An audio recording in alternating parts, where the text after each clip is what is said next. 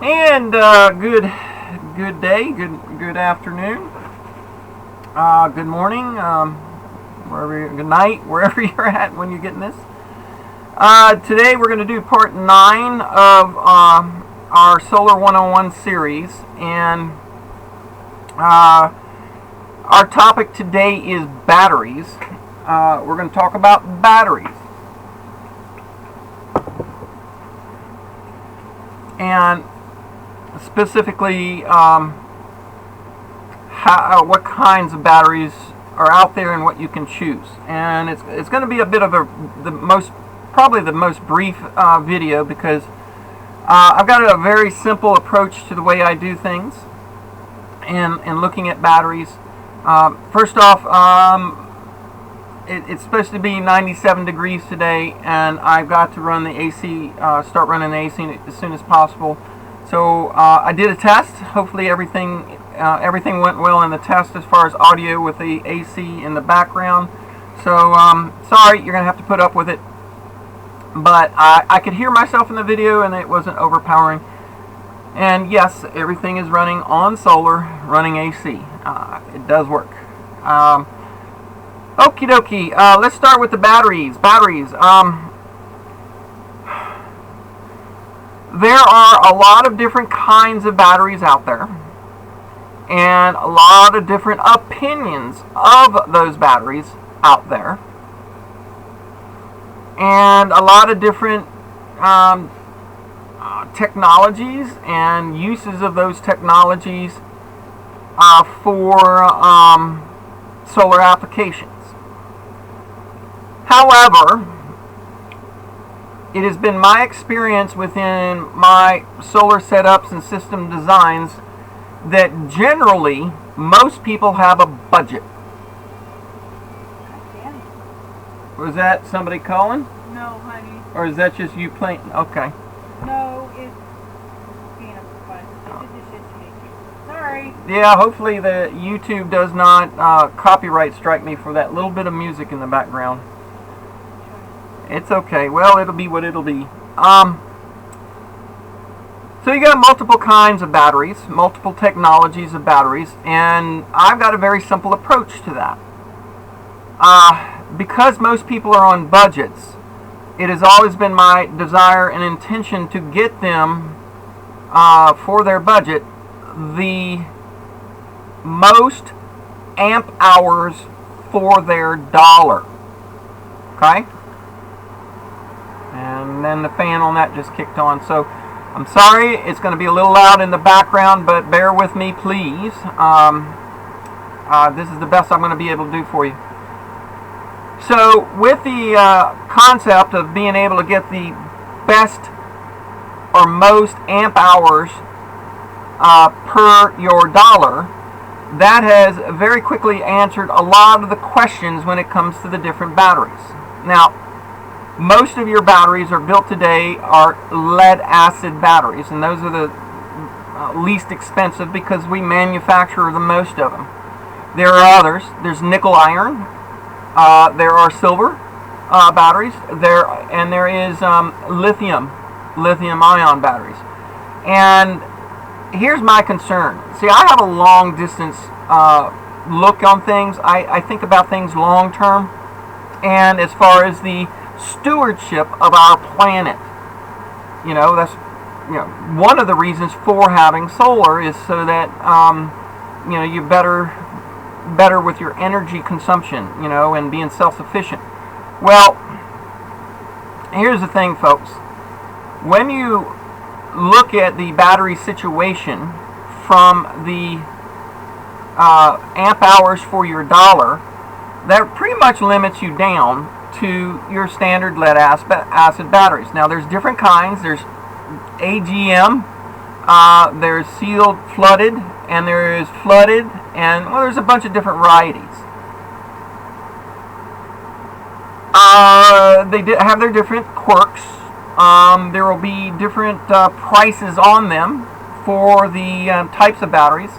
So sealed flooded lead acid batteries are going to be a little bit more expensive. They have to run a little differently because you can't run at the same kind of high voltages. because they're sealed and they can't off-gas the same way, which means your charge controllers will have to be set properly for that kind of battery. But generally, I go with the flooded lead acid. Now, the lithium-ion batteries that are new to the market here are pretty nice, but they're really, really expensive.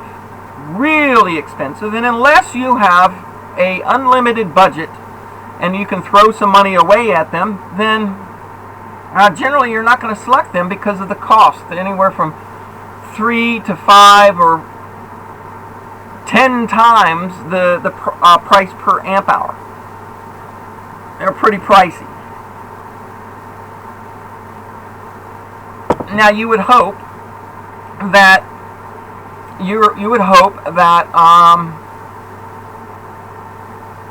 over time that the technology would get cheaper, right? You would hope that. Well, considering the financial and geopolitical issues that we're dealing with and the monetary system that we're dealing with, I'm not sure that, lithium ion is going to get cheaper in the future. Maybe it does, but I'm not sure about that. So let's focus on what I think is generally, for the most part, going to be the people's options, your options for batteries, the kinds of batteries to get, and that's generally going to be the flooded lead acid batteries, and they're cheaper because you do have to maintain them a little bit more, which means having either some battery acid, or most of the time having distilled water to add to the water, because it's going to chemically evaporate off the hydrogen and oxygen via the electrolysis process within the charging of the batteries. It off gases HHO and sulfur oxide and sulfur fumes because of the current going through them. And that's the nature of the kind of battery. So most of the systems I do, in order to get somebody a battery that is high amp hours for their dollar, readily available, easily recyclable, so that when you're done, because you have to pay a core charge and you have to turn them back in so that we can recycle them. Easily recyclable, easily handled. Okay, easily, that's a huge thing, because a lot of people have gotten systems and they got a big freaking battery out of a forklift. I've seen forklift batteries used, okay? Those are good, but you better have a forklift to lift the damn things, and if you want to install them in a small cabin, it's really not feasible. So you kind of got to go with what fits the ticket most of the time. So the big issue a lot of times when you're going with lead acid batteries is, well, you're going to go with AGMs, sealed or flooded, the slightly different varieties of the the lead acid batteries, and that's going to be a personal decision on you and your budget decision on the long run of how you want to look at that. But most of the time, I'm looking at 2 possible batteries, and there are a few battery companies out there that make these 2 kinds of batteries, and that's your GCs, or they're called golf carts batteries. They're the size of a regular car battery, roughly, the regular car battery, and they're easily carried. They're easily recyclable, and they're the best price generally for your dollar for your amp hour. So they kind of fit the ticket. The other ones are, well, if you've got a little bit more money and don't mind pricing things up a little bit, you can get the L16s, which are a taller. It's like 2 batteries stacked on top of each other, a little taller. Both of them are 6 volt, but the L16s have a little bit different plating in them, and they're going to handle deep cycles a little bit better, and they're going to handle handle discharging a little bit better too, because they're just a bigger cell and they can handle it. So, simply put, you can look at the different batteries. I don't generally go with the different technologies simply because cost, size, and recyclability for long-term stewardship of our planet keeps me down there in the what's most readily available. And that pretty much covers it. So you're going to want to find them around you, generally at a golf cart sales place or a battery distribution place. Those are where you will go for those kinds of batteries. Prices vary. When I first started getting them, I was getting them for just under $100 because I was a solar installer and I could get them pretty cheap, and I didn't have to pay a core charge. It's not quite like that. I don't have the relationship with the battery dealer that I used to have. I don't have that relationship anymore because I've moved. And now when I'm buying one of those 6-volt Trojans, Trojan is a brand that I get quite frequently, they are generally around about $175, $180 per battery. So the prices are going on up there. The L16s are generally running around $380 to $400, somewhere in that neighborhood. So it's a little higher cost per amp hour for that bigger battery, but if you want to go with lesser batteries in a battery bank, that might be a good way to go. Might be a very good way to go. Now, the last aspect I want to talk about the batteries is when you're looking for batteries, you want to be concerned about the voltage of your system in what you're making your selection for. So you have two different voltages that are most common in your off-grid systems, and that's a 12-volt system, a 12-volt system, and a 24-volt system.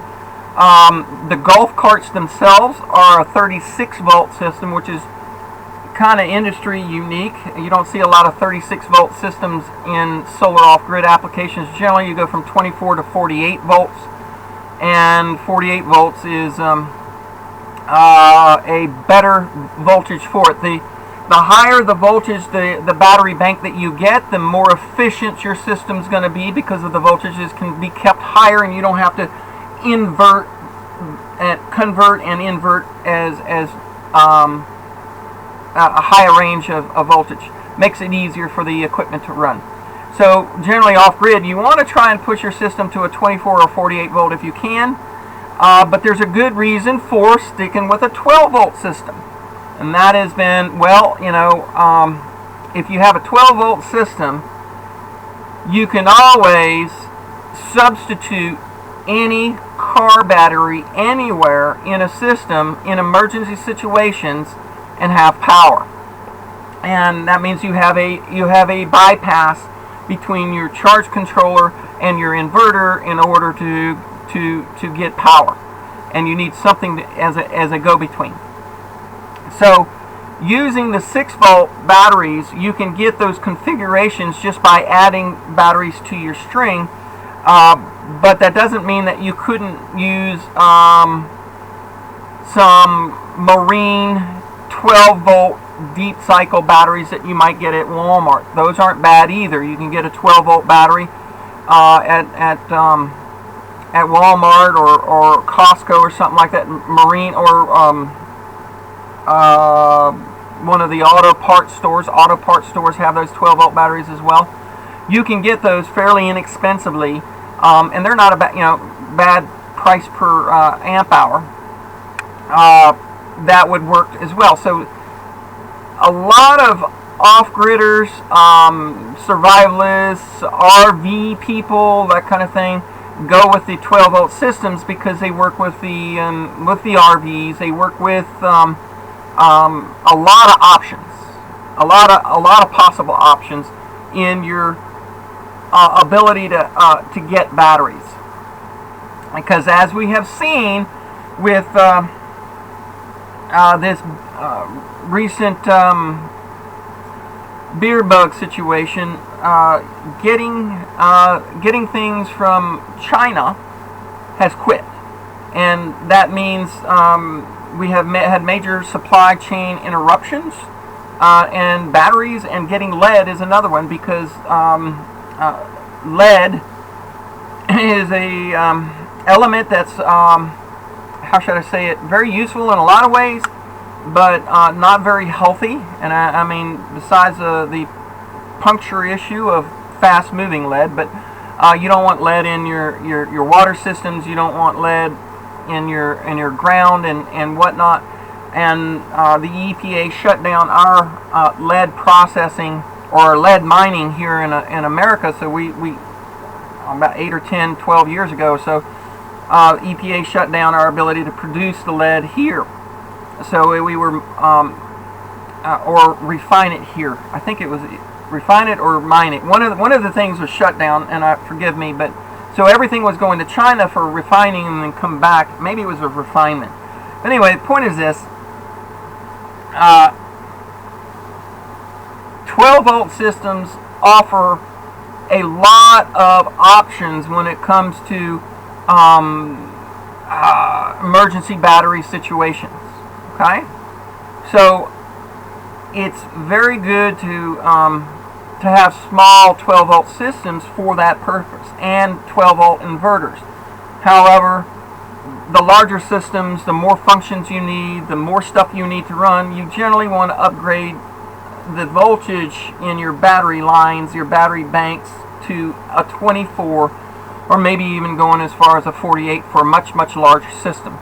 So let's see, that's about it. 16-17 minutes in the video. I think that basically covers it. It's not that hard. It's actually fairly simple.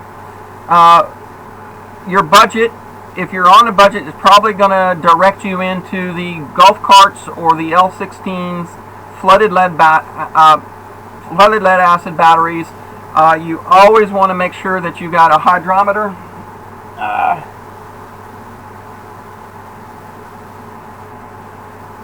To be able to check it, you want to make sure you have a voltmeter for checking voltages. You need to know generally the good maintenance on them. So let's briefly run through that, because now that I'm saying it, I better talk about that maintenance. Maintenance on flooded lead acid batteries is a big thing that you need to keep track of, because you do off-gas the hydrogen and oxygen and stuff, and you will need to replace that. So I recommend every 6 months, once every 6 months, going through and checking the water level of your batteries and checking the voltages of your batteries individually, which means you're probably going to want to take your batteries out, clean off the terminals with some baking soda or some very mild dish detergent, washing the dust and dirt off of them, because they will try to leak out on you. Some of them, different brands don't do it as bad as others, but some of them will. Making sure you get the acid cleaned off of the terminals, cleaning your terminals and your battery cables, and maybe even taking a very fine steel wool and cleaning your terminals so you have good contact, so that the conduction of energy is very efficient. Make sure you do that. Later in the life, once the voltage seems to start to go down and you can't maintain quite as high a voltage, after about 4 or 5 years, you may go as far as to add more battery acid to your batteries to bring up the acidity content, because it will off-gas the sulfur as well, because you'll smell it from time to time. If you're in a equalization charge from your charge controller, it'll bring up the charge in it. So battery maintenance, once every 6 months, put it on the calendar that you go in and you take your batteries, check the water levels on them, check the voltage of the different batteries, because if you got a battery that has a bad cell in it, and sometimes you can check individual cells by testing in between them. There are different ways that you need to do that for those different batteries. I'm not going to get into each and every one individually. That's up to you to research. generally speaking, that's most of the information that you need to know about my guidance for you in selecting batteries. If you get into anything other than the flooded lead acid, do your research. Know how to maintain it. Know what you're getting for your money. And then know how to set your charge controller and your inverter up for those types of batteries, because it may require different settings in your on your other components. And I think that about covers it pretty good. So we'll catch you on the next one. The next one we're going to talk about inverters.